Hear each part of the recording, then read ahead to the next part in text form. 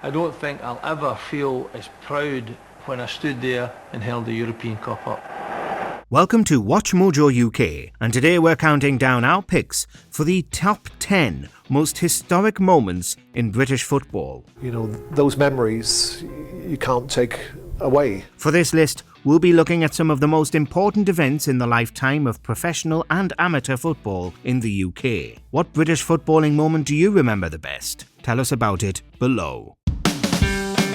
Number 10.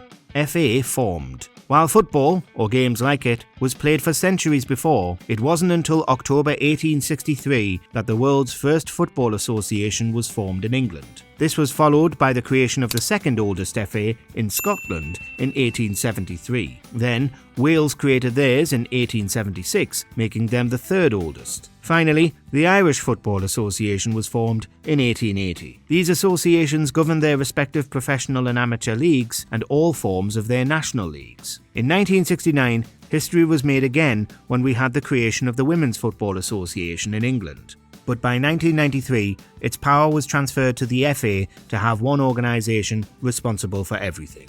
Number 9. Hand of God. Even non-Brits taking UK culture classes are taught about this moment. That's how much of an impact it had. In 1986, England faced Argentina in the quarter-finals of the World Cup. With the score at 0-0, a miss kick by Steve Hodge caused the ball to fly towards England's goal. The English players screamed for handball. Everyone had seen the infringement, except Tunisian referee Barakoua. Goalkeeper Peter Shilton rushed to claim it, but was beaten by the far smaller, 5'4", Diego Maradona, who nudged the ball with his hand into the back of the net. The referee, who didn't have a clear view, gave the goal. Also in the match, and what's often forgotten about, was what's touted as the goal of the century. Maradona single-handedly beat the England team to score this magical goal. Argentina won the match 2-1. And he's hurting England again here. It's a brilliant run. It's one of the World Cup great goals. Number 8. First FA Cup. The magic of the FA Cup is what makes English football amazing. Seeing giant-killing teams slay clubs sitting several divisions above them is the best. And where would we be without the first tournament? The final, taking place in 1872, saw the Wanderers play against Royal Engineers at the Oval. In the end, a single goal by Morton Betts was enough for Wanderers to win the debut trophy. Not exactly familiar names today, granted, but these two teams dominated the FA Cup in its early years. Wanderers won the Cup 5 times altogether, while the Royal Engineers won it once. But by 1887, Wanderers were dissolved. In 2012, the Royal Engineers beat a reformed Wanderers in a replay of the original final 7-1, getting their revenge. And the trophy is here. And it's here, and it's in Manchester at the British Museum. Everybody can go and see it. Young kids go and see it, have their picture taken with it. Old men do, football fans all around the country, feel that is where it all started. And it's here in this country. Number 7. Where it started. The summer isn't great. After all, it's too hot and British football is on hold. So we all have to spend time with our families instead. It's the worst. But this all began with the debut of the Football League in 1888 to 89. The competition featured some big clubs around today, like Everton, Aston Villa and Wolverhampton Wanderers. 6 of the clubs came from Lancashire, 6 more from the Midlands area. No southern club received an invitation simply because there was no professional football south of Birmingham. But in the end, the title winners were Preston North End, and it wasn't even close. Preston went through the season unbeaten, becoming the Invincibles, well before Arsenal came along in 2003-4. Aston Villa emulated Preston's double feat in 1897. They went on to win the championship 5 times before the turn of the century. Another vital division created was the world-famous Premier League. In injury time at the end of the game, it's there! Pallister, the only player who hasn't scored a goal in this Manchester United team, scores with what's probably going to be the last kick of the match. Debuting for the 1992-93 season, the winning team was Manchester United. Number 6. First million transfer. Today, football players, for better or worse, will be transferred for millions of pounds. And this all began in 1979. Dragon, the post, Francis. At the time, Trevor Francis was the leading light in Birmingham City's squad and was making his name in the England national team too. Then, Nottingham Forest came along and offered £1 million for the forward, an unheard of sum at that time between British clubs. I remember that Friday evening it was headlines on the national news, and of course the following morning it was across the back and also on the front of most newspapers, and I became the £1 million man. The transfer soon paid off when Francis scored the winning goal for Forest in the 1979 European Cup final against Malmo FF. Number 5. Christmas truce. Sometimes the biggest moments in football don't happen in the professional game. With World War I underway, Allied and Axis countries participating in the war, which included British and German forces along the Western Front, decided to call a truce in the spirit of Christmas. By Christmas 1914, every soldier knew that the enemy was sharing the same misery as they were. Both sides are well aware that consorting with the enemy is only one step away from treason. So, they laid down their weapons and sang Christmas carols at each other's trenches. Even presents were reportedly exchanged between the two. How do the British react?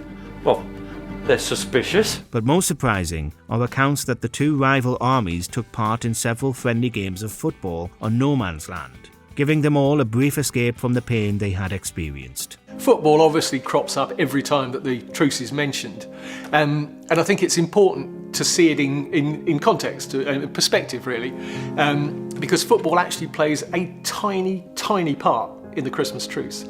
All of those activities of sharing stuff, swapping buttons, swapping food, swapping photographs, all of that stuff's going on, singing together, drinking together, and only in a tiny, tiny handful of places is there any sign that the British and the Germans played football together. Sadly, this was the only time this happened on this scale. Protests by higher officials on both sides and the overwhelming horror of the war and the soldiers dampened motivation for another truce. It doesn't take long until the Christmas truce is just a memory. And the worst is yet to come. Number 4. Joining FIFA. As football began to spread across the world and national teams began to play against each other, it became apparent that there needed to be a global governing body. However, UK nations rejected this project. So, in 1904, the 7 members featuring France, Belgium, Denmark, the Netherlands, Spain, Sweden and Switzerland formed FIFA in Paris, with the first president being Robert Gierden. In 1906, after much negotiation, England joined the group. At the same time, Englishman Daniel Burley Woolfall was elected FIFA president, a role he held until his passing in 1918. He helped arrange the standard football rules and create an international football tournament at the Olympics. Without FIFA, we might not have the World Cup at the scale that it is today. Number 3. Lisbon Lions. Today it's known as the Champions League, but back in 1967 it was called the European Cup. And that year would be the first time a British club claimed the sought-after prize. With the final taking place in Lisbon, Portugal, Celtic faced Inter Milan. The Italian team took an early lead, but the Scottish side fought back.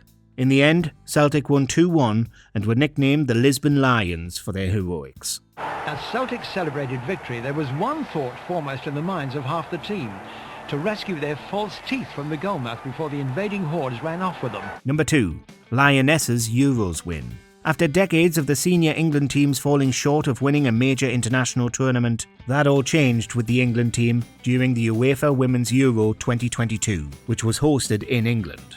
The pressure was on, as the Lionesses last featured in the final of a major tournament in 2009, but came runners-up. But this time, it was a different story. Having already run through the competition in the early stages, like beating Norway 8-0 and Northern Ireland 5-0, the team faced the old rival in the final, Germany. With the score 1-1 after regular time, England's Chloe Kelly, who came off the bench, scored the winning goal in extra time. The women definitely made sure that football came home. Before we begin, we publish new content every day, so be sure to subscribe to our channel and ring the bell to get notified about our latest videos.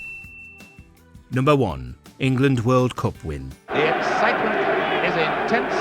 The ground in many places is soft. But the 1966 World Cup final is underway. With England hosting the FIFA World Cup in 1966, all eyes were on the men's team to win the fabled trophy for the first time. And they didn't disappoint when they faced West Germany in the final. We are now in injury time. And there goes the whistle for the end of 90 minutes. A tense match finished 2-2 after normal time, and then the magic and controversy happened. Jeff Hurst's shot struck the crossbar and thumped against the goal line.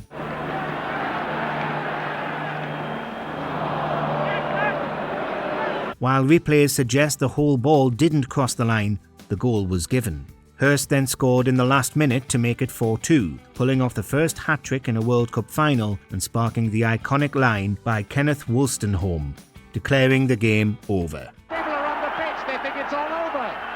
It is now. It's 4. Do you agree with our picks? Check out these other great clips from WatchMojoUK and subscribe for more great content.